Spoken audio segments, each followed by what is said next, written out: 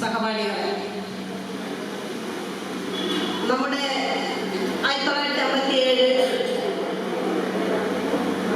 SSLC വിദ്യാഭ്യാസം പൂർത്തിയാക്കിയതിനു ശേഷം നീണ്ട 37 വർഷത്തിന് ശേഷമാണ് നമ്മൾ ഒത്തുചേരുന്നത്.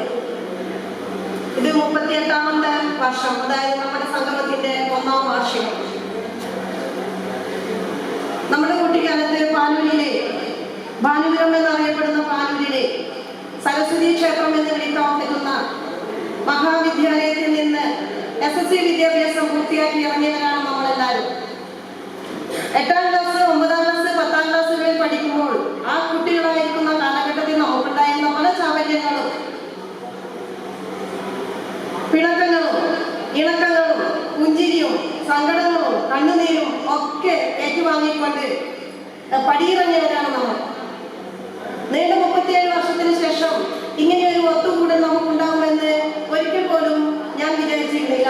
അതുപോലെ തന്നെ നിങ്ങൾ എന്ന് ഞാൻ കരുതുന്നു.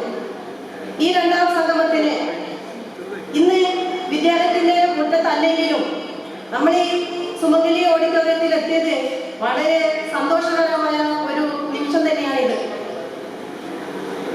അന്ന് നമ്മൾ കുട്ടികളായിരിക്കുമ്പോൾ ഉണ്ടാകുന്ന വികാര പ്രകടനങ്ങൾ, ഇണക്കങ്ങളും പിണക്കങ്ങളെല്ലാം മറന്നുകൊണ്ട് നമ്മൾ ഇന്ന് വികാരത്തെ നിയന്ത്രിച്ചുകൊണ്ട് വിവേകപരമായി നമ്മളിവിടെ കൂടിയിരിക്കുകയാണ്. കൂടുതലൊന്നും പറഞ്ഞ് ഞാൻ നിങ്ങളെ മുഷിപ്പിക്കുന്നില്ല.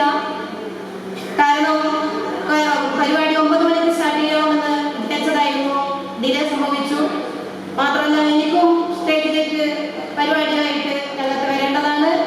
എന്നെ ഏൽപ്പിച്ച കർത്തവ്യം എന്താണെന്ന് പറഞ്ഞാൽ ഇവിടെ കൂടിയിരിക്കുന്നവർക്ക് ആശംസകൾ അർപ്പിക്കുക എന്നുള്ള ഒരു ഉത്തരവാദിത്തമാണ് എന്നെ ഏൽപ്പിച്ചിട്ടുള്ളത്. ആ ഉത്തരവാദിത്തം ഞാൻ നിർവഹിക്കുന്നു.